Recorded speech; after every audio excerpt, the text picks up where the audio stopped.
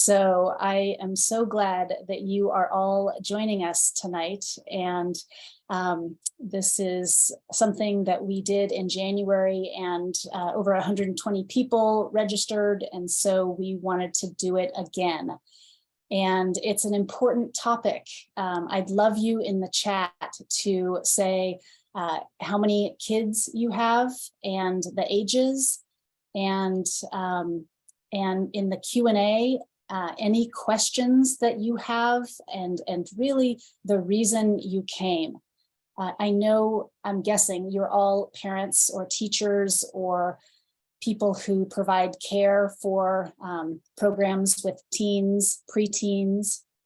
And I know it's very near and dear to my heart because there is such a challenge with the mental well-being of our teens, and it's hard for us as parents and caregivers when they explore risky behavior like vaping, like alcohol, like going out with friends that we maybe don't approve of.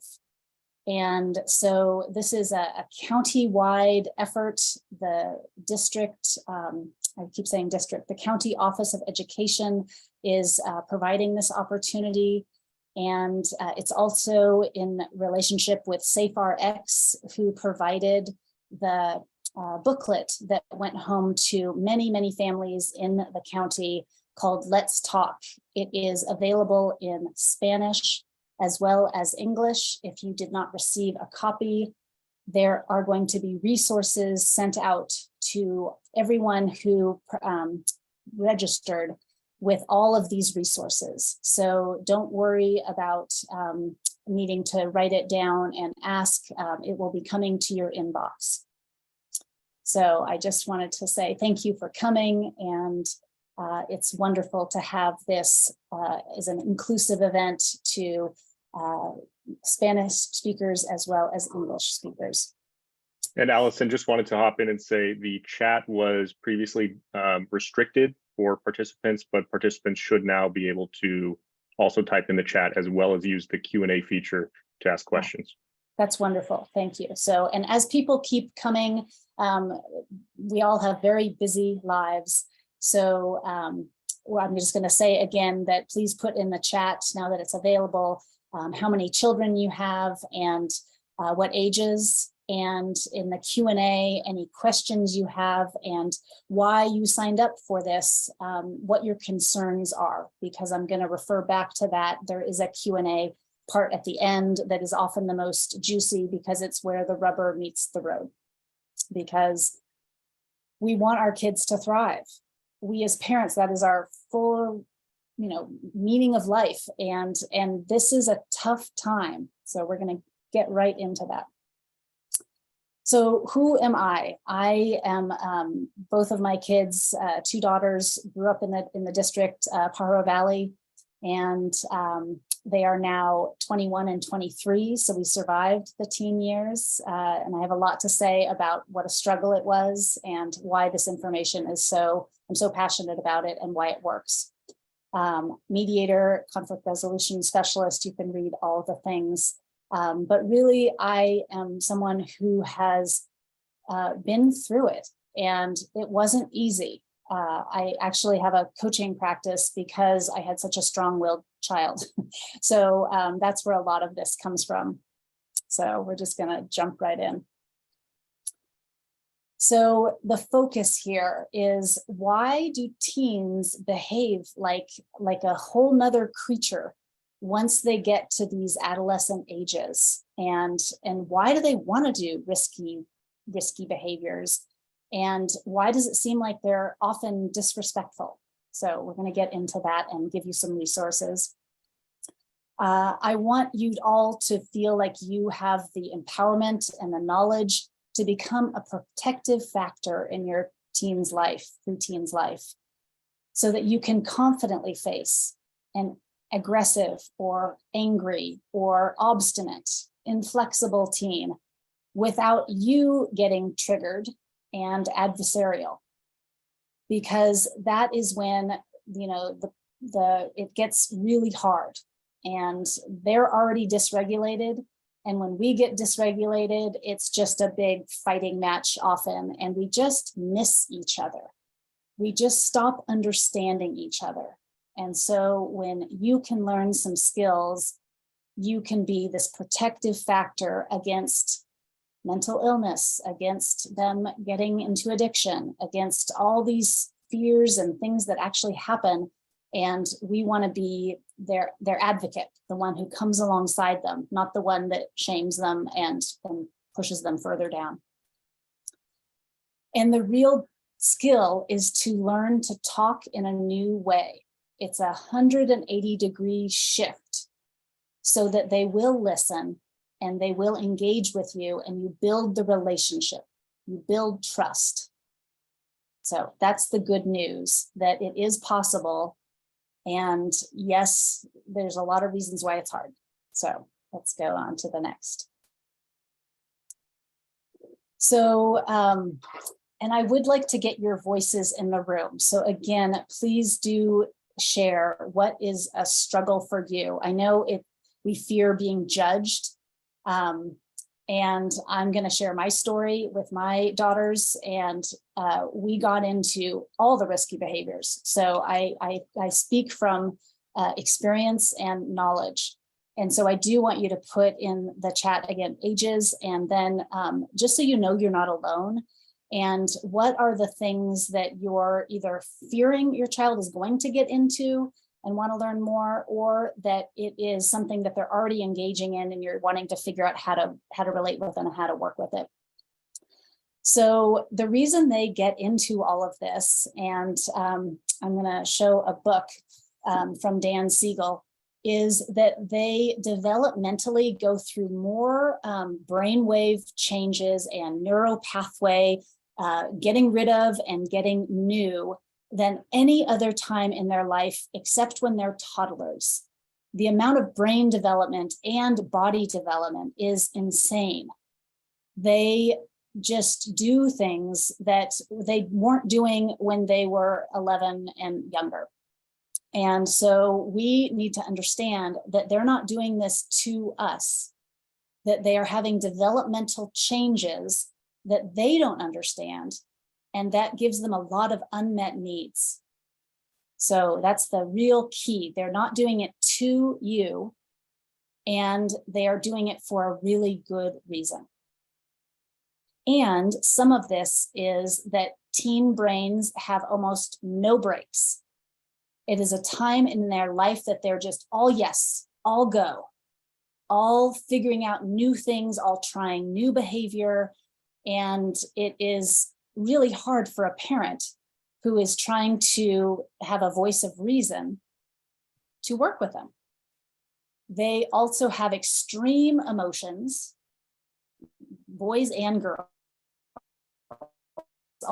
It's often more seen in girls because it's more accepted, not because they have more or less emotion. All humans have incredible emotional intelligence, but often we repress it, or we tell them to not show it. So emotions are critical, and they are intense at these ages. So the other thing is that their peers, they go from having the family be the most important part of their life and look to them for guidance and wisdom and worthiness, to all of a sudden peers take over that role. So you can get more information in two places. One is this book that I will also put in the resources that you're going to get in your inbox, but it's called Brainstorm by Dr. Dan Siegel. And he wrote this for his children so that they would understand all the complex changes that were happening, so that, again, you don't, as a parent, take it as disrespect or as doing it to you, that they're trying to be obstinate. Really, it's just their development. They're in a lot of confusion because their bodies are changing. It's getting different smells. They're starting to get different sexual parts of them that come alive. There's just a lot going on. So the second thing is that the teen has intense emotions, again, I mentioned, it's so dysregulated that it's hard for them to not be angry when you tell them what to do. And it's hard when they do that, when they get angry because you asked them to take out the garbage, or you said they couldn't go to the bonfire. That was what my experience was. So my daughter it was before freshman year. She was 14 and she has an older sister. So she decided she was going to do everything her older sister was doing, 3 years older. And she decided she was ready to go out to a bonfire. I didn't realize there would be alcohol, there would be pot, that there would be boys. She got into all of those. She met a new group of friends, and she started to just really explore risky behavior.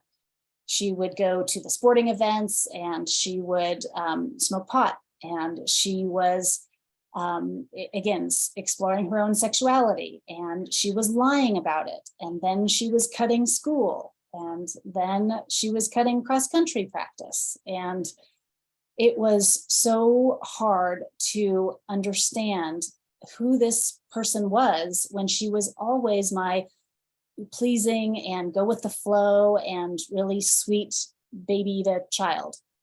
And so I was just pulling my hair out, going, what's going on? And it was triggering because she wasn't supposed to be doing that. She was my daughter. I was really mellow and tame, and I didn't do any of that to my parents. I was the good girl. So it was, our family went through a lot that year, and especially the lying, and then it was just really, really hard. It got so bad at one point that she kicked a hole in the wall, the drywall. And so I just want to give you again hope that your child is very normal with these needs and trying to explore these new behaviors. Your teen is just off track. And this is a great phrase. And instead of thinking it as a problem or that they're damaged, we want to get the feeling that they have an unmet need and believe them.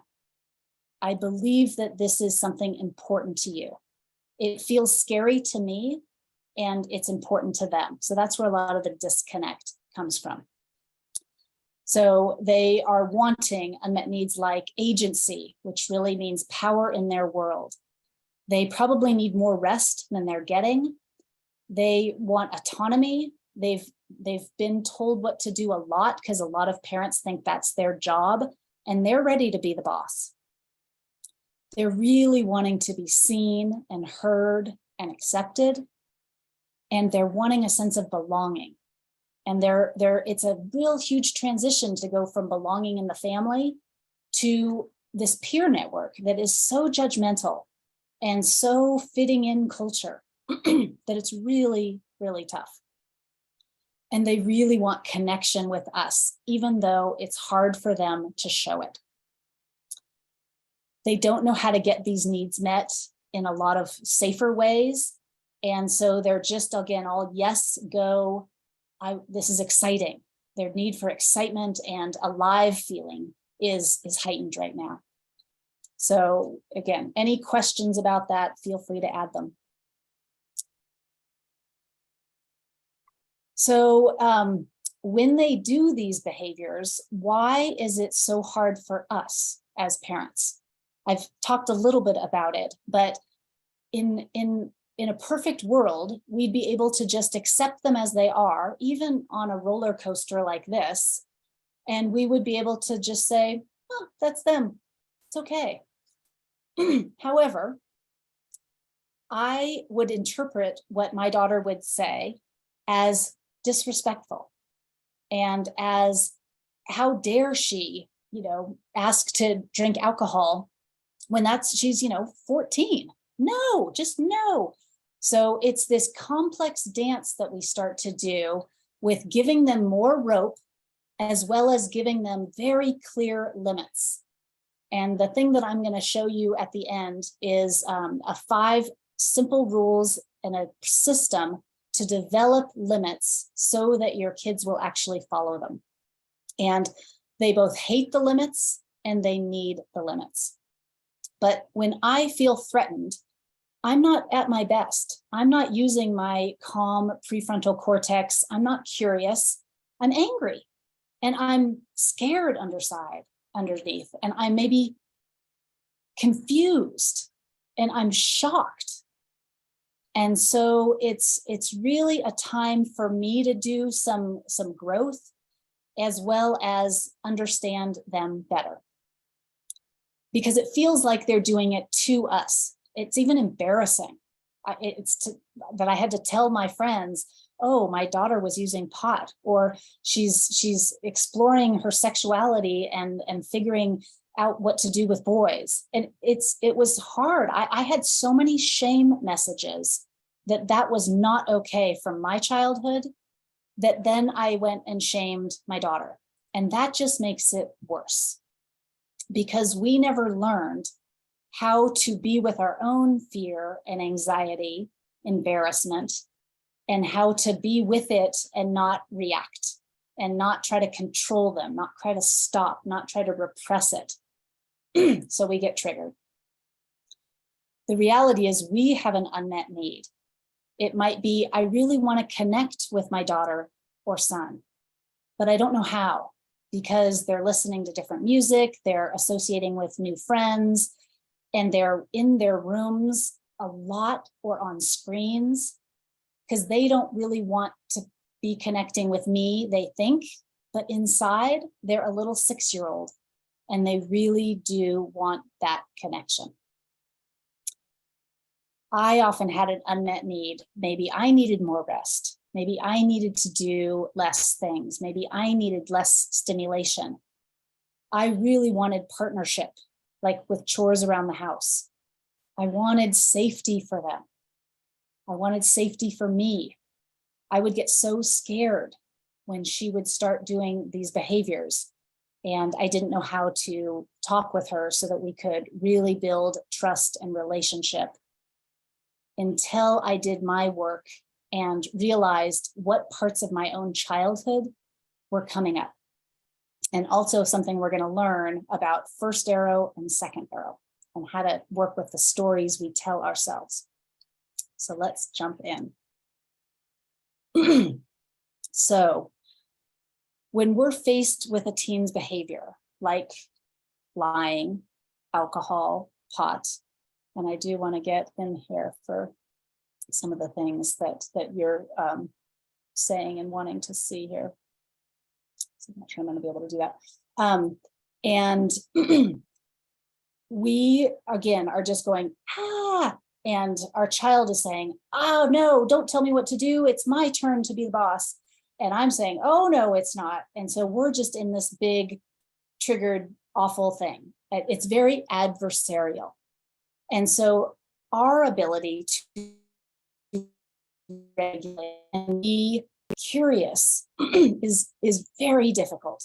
A part of us feels threatened, scared, and we react from that part of ourselves, when what our child needs is for us to hold space for them and be curious and loving. And so how do we get from adversarial to that place of curiosity and trust and learning? Many of us never learned how to handle our own intense emotional reactions. I know myself, my parents didn't know how to teach me that. They didn't know how to validate.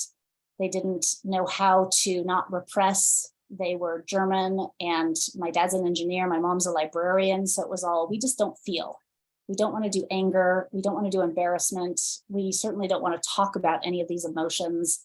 And so it was, I learned how to numb and repress, or I blamed and controlled. And this is what most of us grew up with, really poor role models. Again, no fault of our parents, because they didn't learn. And so it's just, can we, instead of going to blame and fault, can we just go to, this is a tricky situation. This is hard. So we're going to get more into that and what to do about it. And we, again, do anything we can do to avoid feeling discomfort. It feels awful in my stomach. I feel, go just like butterflies, or I feel really tight in my jaw, or I feel tight in my trapezoids back here. And so we're going to do an exercise at the end. And this took me a while to learn, but what is going on in my body when I'm repressing or feeling an emotion? It's really important wisdom to turn this whole situation around, build trust, and be able to relate and connect and see our kids with curiosity. So let's go on to the next. And I see that there was a lot in the chat and in the Q&A, and I'm not sure I can actually, oh, there it is, great. Okay, so I'll get to that after. And okay, so when everyone's reacting, it's adversarial. And that's maybe familiar to many of you. In fact, feel free to put in the chat if that's familiar to you. If you've had arguments, if you've yelled at your child, if you have had times when they've said things that you were just like, how can they speak to me that way? I know this is really hard and everyone feels terrible. So again, the reason is because most of parents, us, were given disapproval face, shame face, like, don't do that. How dare you? When your father gets home or when your mother gets home, we get this really harsh voice of disapproval when we broke rules. And so this taught us to hide things often, and that, oh, that was not okay behavior. Instead of, oh, I'm curious. You must really be interested in what pot does to you physiologically. I bet you're trying to fit in with your peer group. So there's ways we can talk to our kids, which is not how my parents talked to me. And so again, we have a lot of bad role modeling, no blaming the parents, they didn't know. And when you know better, you can do better. So it makes sense that a lot of parents, most of us, disapprove of our teens. And it's a lot because we're coming from a fearful place. So again, if I can work with my own fear, I don't direct it at my child in the form of disapproval or anger. And again, it comes out of my mouth so easily. How could you? Or you are being so disrespectful and rude and lazy. Those things. And what do you think your child's reaction is when they don't get curiosity about whatever they did, lying or trying alcohol or going out, staying out too late? Instead, they get harsh reprimands. Do they feel, oh, let me tell you more about what's going on in my life?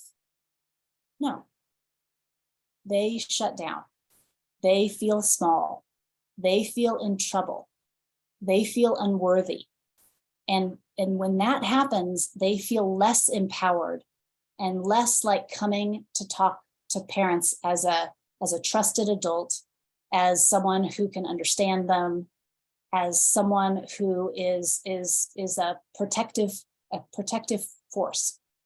So this is what we're trying to get awareness about, of what we got from our parents probably, and another way to do it so that we can actually create empowerment and build trusting relationships where they will come to you when they're struggling with a choice about alcohol or vaping or being sexually active or any of those things. If I come up with, oh, you will not, they'll go into a hole and we won't build a relationship. So armor, this is a concept from Brene Brown that I love. I run a book club from her about all her books. That our normal tendency is often to double down on control when things start to go into areas that we're not comfortable with, or that we were shamed when we tried alcohol, or that when we lied, we were told, oh, Allison Livingston, you're in trouble. That is not okay. Go to your room. When that kind of disapproval face happens, we don't, we put on armor. We want to either blame our sister or the dog or we want to talk our way out of it. Again, anything but what builds trust and relationship. So again, the result is not the result we're hoping for. We're hoping for being able to be in community, being able to understand each other. Instead, the teen feels more misunderstood, alone, without connection. They're struggling with making sense of this complicated world they are finding themselves in. And instead of having a trusted person come alongside with curiosity, when we come up with this, then they just don't respond well. So let's go to what else can we do? And if this is you, again, I'm not having a shaming judgment message. This was me. It's a hope that there are better ways to respond to our kids than what we learned from our parents. So again, this is the booklet that many of you either received in your homes, and if you don't, I'm going to give you a link in the resources by tomorrow morning with how you can get this digitally in both English and Spanish. And it has so many good resources about how to become the protective force for your child. Some of the concepts we're covering tonight, and a lot about how to build trust, why your child is doing these things. And it's not because, again, they're trying to be a problem. They're really curious. They're really at a high level of exploration. And so when we show up as anxious, that doesn't help. So this is a quote from Becky Kennedy, who wrote another book I would recommend, and we'll put in the resources. And it's called Good Inside. And this is a book mostly for younger parents with younger children, but it's never too late. And it's a wonderful way of saying our kids are good inside and having a tricky moment. They're good inside and they're challenged. And we as parents are good inside, but having a hard time relating with our child, our teen. And so all the concepts that she writes about are very applicable to when you have teens. And the key thing is that what our kids need is not disapproval face. It's not control. It's not telling. It's, I believe you.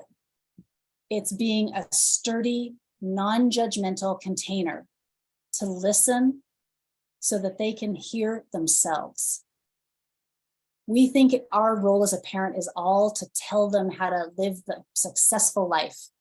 Really, we need to model those skills to lead a successful life and be able to hear ourselves, hear our worthiness, hear our emotions. And it's a very different thing than I was taught. 80 change. So I want to talk about one of the key principles to how to turn this around. And it's, Brene Brown talks about it, the story I'm telling myself. And another way from a Buddhist principle is first arrow and second arrow. So one of the things we do is something happens. This is what a video can see and hear. But right after what happens, I'll use my fist as this is what happens. My daughter came home from a bonfire and smelled like pot. That is what happened. I guess a video camper can't smell. Maybe I use an example. My daughter came home from a bonfire and there was a bottle of alcohol in the car when she got home. So that's what a video camera can see. Now the story I layer on top of that in a millisecond is she shouldn't have been out drinking. She's in trouble. She is probably with older kids. They're being a bad influence on her. And they, I'm going to take away her privileges to go out of the house for 2 years. So those thoughts that I have are almost instantaneous. They're almost subconscious, but they impact how I'm going to respond to my daughter. So when I can be with the first arrow and reflect that back, oh, I see you're home. It's after the time on the clock that we agreed, and you have a bottle of alcohol in the car. That is, if I can just say, I'm curious. Could you tell me more about that? That would be amazing, because she wouldn't feel disapproval face. She would hear something that could open up, like, I'm a trusted partner of hers. I'm coming alongside her. I'm curious. So this is, we're going to do an example of this at the end, but when our job is to notice all the stories we layer on top before we have a chance to be that curious, just staying with the first arrow. Let them tell what they were exploring, what needs they were meeting by this behavior, because it always surprises me. It often wasn't what I thought. It wasn't what I was fearing. So this is a really important concept. Another thing that will help is to say, the story I'm telling myself is that you are making terrible decisions and you're being influenced by bad friends. That's my story, and it's from my own fear.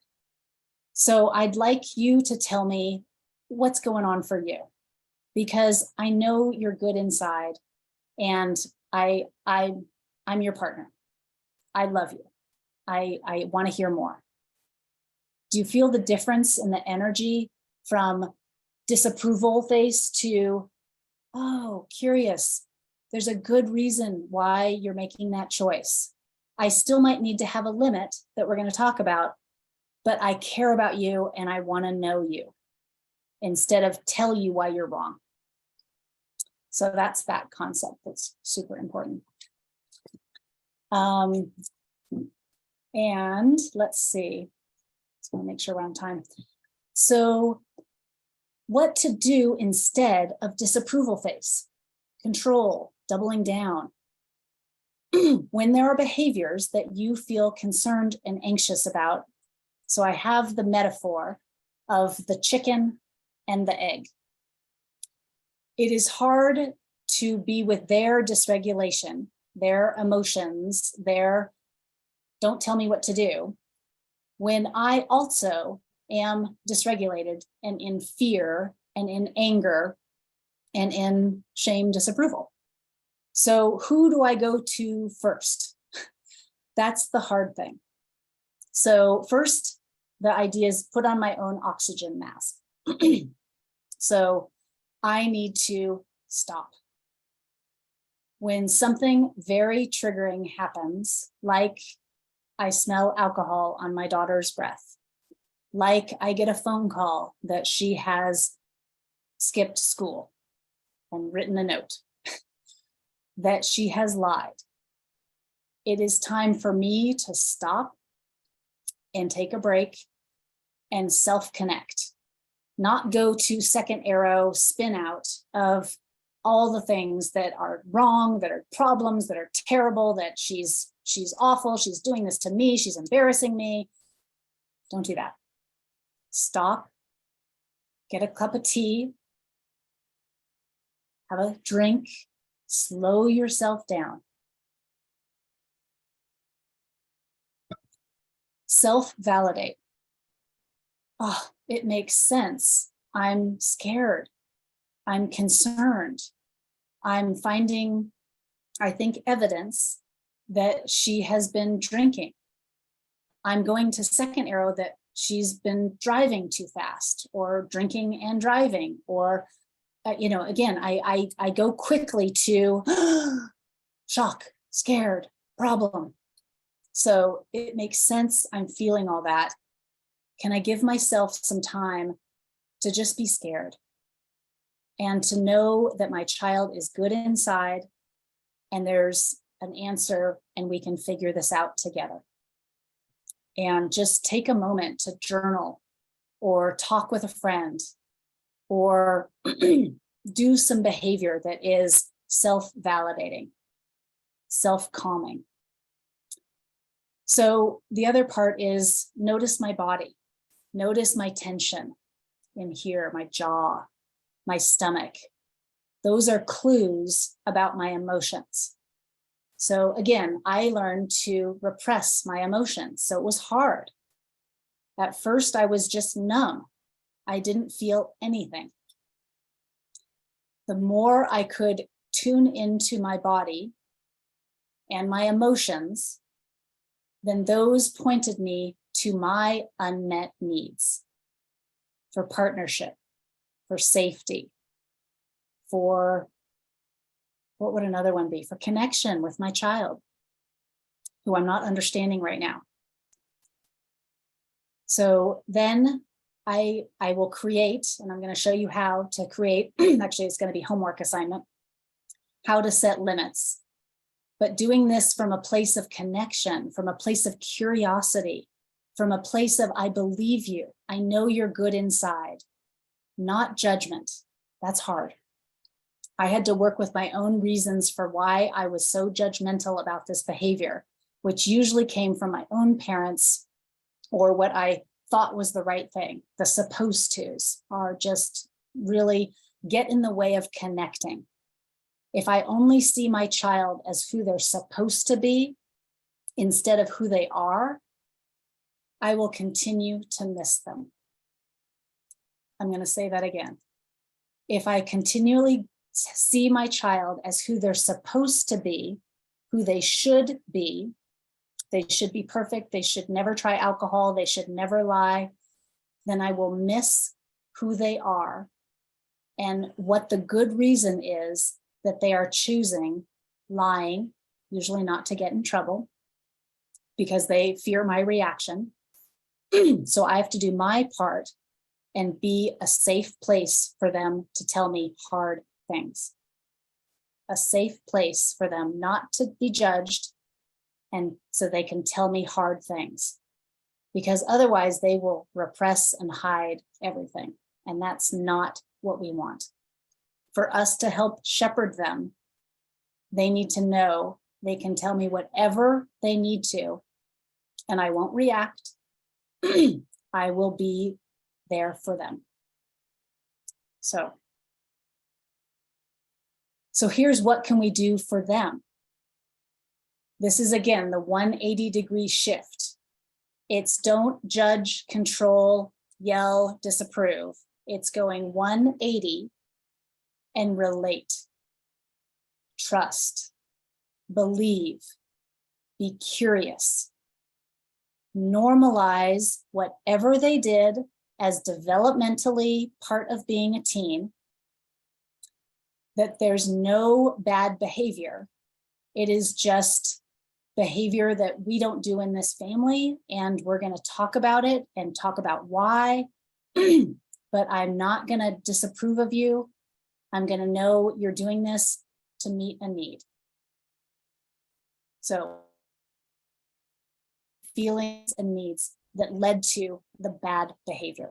Focus there instead of on the behavior.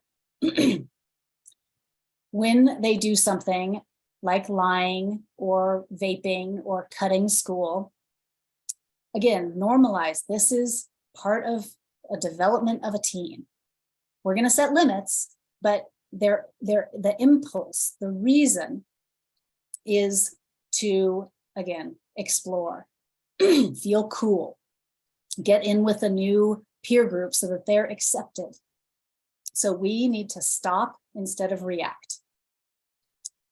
They need to know they're lovable, even when their behavior is terrible. They're trying to meet a need in an unskillful way. Then the next part is to understand and not take personally. This is also hard. When the tone of voice is an eye roll or a no, inflexible behavior, I'm like, I do everything for you. How could you treat me this way? They're not doing it to me. They're not doing it to you. They are doing it for themselves. They are meeting needs. They are navigating a very complex world. So that's a key part. So then once I'm not reactive, we're going to talk about, and I'm going to give you as a bonus, this sheet, which you can't read, but I'm going to tell you. It's 5 simple steps to setting rules your teen will actually follow. And they're clear, 1, 2, 3, 4, 5. And you need to do this. The best result will happen if you do this when you are not reactive, when you are curious, when your needs are met, when you've understood your emotions. Then you can have this trust building experience around setting limits with your child. So I want to get to make sure there's enough time for Q&A. So let's go to the exercise. Okay, so if you have a piece of paper and a pencil, you can write these down. If you just want to quiet and even close your eyes and think about a time that your teen or preteen was doing something you were concerned about. This could even be something with a sibling. It could be something that triggered you. It could be exploring cigarettes. It could be, again, something with sexual and boys, girls, figuring that part out. It could be whatever it is, something that you had a reaction to and maybe brought you to this class. So the first thing is to write down just one sentence. What happened? What would a video camera see? And this is a good example or a good practice for not all the stories, but just what did you see? How did you know your teen did something? So in my example, it was I knew my daughter went to a bonfire, and when she got home, she talked to me about some boys she had met, and that there was this bottle of alcohol that I found later in the back of the car.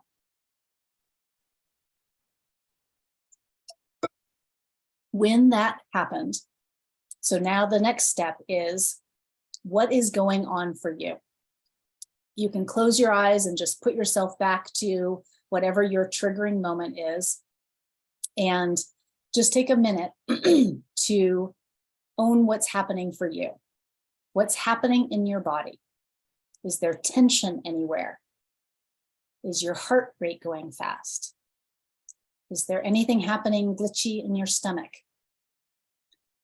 Is your breathing irregular? These are some of the key things about your body. And it's your cortisol and your adrenaline reacting, getting yourself ready to fend off this threat. So that's what I just want to point out. The first arrow is what happened. And the second arrows are all the feelings of threat that you're telling yourself this is a problem. So I'm jumping down to the end. So do it in whatever order. But what are you feeling? What are some needs you may have? And what are those second arrow thoughts and judgments that just almost instantaneous? But when we're aware of them, our relationship will go so much better. So I'm just going to give you 1 minute to just write or think. And you can also do this at another time, or if you're watching the recording, you can it's an incredible exercise to bring awareness to a really tricky, hard situation that will give it a much better chance to go and build trust instead of disapproval face where your child will shrink. And I'm not going to take as much time for this because I want to get to Q&A. So the next exercise is validate them. And these are some prompts that you can use. It makes sense you want to try alcohol. Can you tell me more about that? So you can read those. So limits, and the bonus exercise that you're going to get in the resources is the baseline of what is okay for you in your home and what is not okay for you in your home.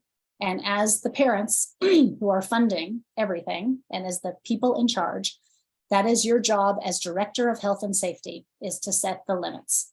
And when you do it from a non-triggered place, which I'll explain in the thing you'll get, and you do it in collaboration with your teen, you're going to have an incredible different experience than when you do it right when they get home with the alcohol bottle in the car that you found with disapproval face. That will not go well. So the whole idea is they make sense and come alongside them, even when they're doing terrible behavior. Okay, so here are the Q&A. There's some Q&A here, and then I'm not sure, and Nick, you can maybe inform us either in Spanish or English. You can also unmute yourself and ask a question. So I'm going to start with one as you start formulating questions. And And Allison, just to clarify, so I believe the way this is set up, that attendees cannot unmute themselves and ask a question. They could raise their hand if they prefer, and we could enable that individually. But the Q&A feature and the chat are the two that are enabled currently. Okay, great. Are enabled. They can ask. They can't. They are enabled. So the text Q&A and the text chat, exactly. That's wonderful. So if you have a question, please do put it in the Q&A and or raise your hand, and we'll go from there. So a son who is 15 years has moderate to bad depression, withdraws and resists help. And this parent is not sure how to help them and struggling to find services because this is happening for a lot of teens. So that is, again, as a mom and with a daughter who has also struggled with depression, I just want to give you love and just, I hear you. And that there's nothing more important than our children. And when they are struggling with something like mental well-being, it's hard. And so I hope you can use some of this information to, one, give yourself support so that you can be that person for them and come with curiosity and just normalize. Lots of teens are going through depression and withdraw, and that you are here and you won't judge, and you are just this wonderful, safe place that you care about him and you want to talk with him in anything he wants to say. One of the things I didn't mention is something called No Agenda Time. It's another great resource for parents with teens who are withdrawing, spending so much time on screens, and it gives them, we so often as parents, I was Tilly the taskmaster. I would come with all these ways of things they're supposed to be doing.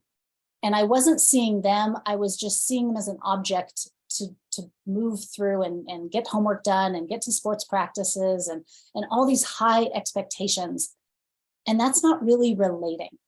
And so when I could offer no agenda, there's no purpose, it's basically play time that they create, they tell me what they want. It helps them not be seen as an object, but as someone that is unique, that is someone to be related with. And so again, if you're having a struggle with your teen, that would be top on my list before setting limits, is do a week to 2 weeks of just trust building. Just, hey, I want to hang out with you. I want to play and do something you like to do. Do one of their games, one of their video games, or take a walk at the beach or something. Anyway, so I just wanted to say there's a lot in this book about mental well-being, and that's one of the biggest crises a lot of our teens are going with, and my own daughters included, especially with anxiety. So then Julie says, how to discipline a 16-year-old who is also at risk for depression. That's similar. Yeah. I totally feel your pain about the tricky line with discipline and not pushing them too far. And so again, this 180 switch, because I wasn't aware of how my fear and my control and my needing them to be a certain way, shoulds and supposed to, was adding to my daughter's fears of not being enough and feeling ashamed and feeling, and then they get a ton of it from school. And so I hear you about the challenge of having discipline, and again, for my daughters, that's what turned it around, because they just had such a hard time with when they were sort of out of grace with me with the discipline, that they wanted to start this no agenda time to get our relationship back on track.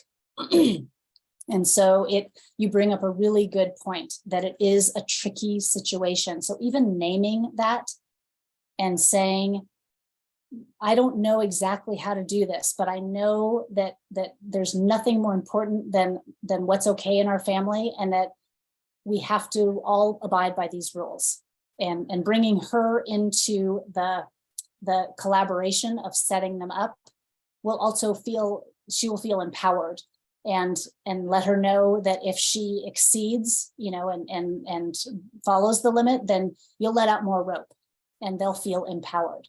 So again, that's a big question. So I can't go into more of that now, but certainly leading to suicidal feelings, that is terrifying. And so again, it's just come alongside them with curiosity and just say, hey, I know school can be tough, and friend judgment or whatever it is that is really the toughest part and helping them feel anxious. You're their advocate. You're their trusted person. You're with them in this. This is normal and this is scary. And so just keep on things like that. Okay, so another one, what to do when a teen openly tells you that they are experimenting with weed because it helps with anxiety. Yeah, tricky, right? No one's wrong. There's no reason to go to blame. Pot bad. No, it's more nuanced than that. So I believe you. I believe you experience that weed helps you with your anxiety, and that weed can, again, it's very biospecific. And so it can also be harmful for a developing teen brain. They say the brain doesn't finish developing until you're after 25. So again, tricky situation, no wrong or right. When we go to that dualistic thinking, it shuts down relationships. And so again, come with curiosity.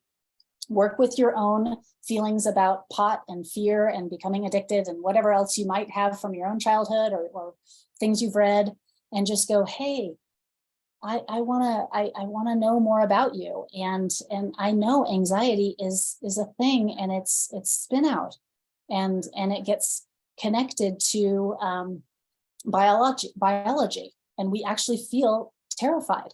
But instead of feel terrified, we think more thoughts and we get stuck in these loops. So that is a really tough question. And I would just say, hey, this is tough, because I've heard both. And I don't know everything, but I just know that I'm supposed to be setting limits, and I just want to keep talking about this. So she says she's done her research and knows what she's getting into. Yeah, so you need to decide what's right in your family. And you can also talk with professionals, because I don't know about the effects of pot on anxiety. But certainly, I believe you. Let her know that you are in her court, and that you want the best for her. And that this is tricky because this wasn't part of my childhood, right? That probably wasn't something that we could turn to because it was illegal, and now it's legal. So there's a lot going on here. But the key thing is just keep communicating. I believe you. We'll figure this out together. And about boundaries, again, if you have a hard thing of we don't do pot in our house, that's harder almost than alcohol, because there's so many medicinal parts of pot that was why it got legalized in the first place. So again, tricky question. So just make sure to get your own self-care and do your own work alongside no agenda time and just wanting to know your child better. So these are awesome questions. And I can go over a little bit, but I want to respect everyone's time. So another daughter says we have an anxiety, it uses an inhaler to calm down. And yeah, I don't know medically about that. That's a great question, Maggie. And I appreciate why you're concerned, and you don't want her to overuse her inhaler if that's medically not good for her. So I would definitely keep talking with your pediatrician. But again, the big thing with your daughter is I believe you, and I know you want to get support for your anxiety. I want that too. Let's keep talking about what I'm actually taking a 30 days to reset your nervous system, to have all these different ways to be both uncomfortable with anxiety and safe. There's lots more to talk about on this subject. So let's just get to the last question. And then I have a preteen who's 12. For the most part, I'm very patient, but I feel that the validation phase can be exhausting. How do I combat the repetitive conversation that feels very circular? That is a great question. And I don't know if this is going to answer it for you, but one thing I am going to say is my own lived experience, that a lot of times I would validate from a rational place. Again, I repressed all of my emotions, and so I did not come to them from emotionally authentic place. I came from them, I talked to my daughters from a rational place, and that did not land. They thought I was kind of doing that to them. I was saying the right words. So just one thing I would say is it took me years, almost 5 to 10 years, to reclaim my emotions through something called life-saving listening. And now I coach parents on that. And it's that we need to drop into our hearts and bodies to be able to relate with them. They are often more attuned into their own emotions than I am, because I was living as I should. I was living as I was supposed to. I was the good girl. I was the pleaser. And then that's armor, because feeling embarrassed or feeling ashamed was so uncomfortable. And so it is a practice to learn to feel again. And it's an epidemic, I think, in our world, and it's hard. And the fastest way to do it is to pay attention to the sensations in your body, because that's talking to you about what you're feeling is energy in your body, and that helps you get to your unmet needs. And when we can talk in the level of unmet needs and feelings, then we will never conflict. We will never miss each other. It's the strategies to meet the needs that we will conflict and argue about. So my hope for you is to stay open and curious. And if you do have other questions, again, this has been a wonderful time. I wish we could do this every week, because I'm so passionate about this topic. And I just want to put at the end that inside each of your kids is still this young person. They are whole, they are good inside. The more you can relate with that part of them, instead of the stinky, eye rolling, child who's doing behavior that is bad, then you're going to go far and you're going to be able to build the trust and relationships that they are yearning for. They are yearning to be seen, heard, and accepted. And so if you want more information, I'm going to send you an email with resources. And again, the fact that you showed up here means that you are a wonderful parent and your child is lucky to have you. And there's hope. So thank you all for being here and spending time. And again, it's wonderful. Oh, and I do want to say there is going to be in the resources a feedback form, and it's going to give the County Office of Education what topics you would like to see more parent education about, what this was like for you, and you can also even ask any other questions that you have. So I hope this was beneficial. Thank you to Nick and Jessica for the translation and the technical support. And I hope we can do this again. Please fill out the form when you get it. And it's in both Spanish and English. So thank you all. And I hope you have a wonderful evening. Go hug your kid.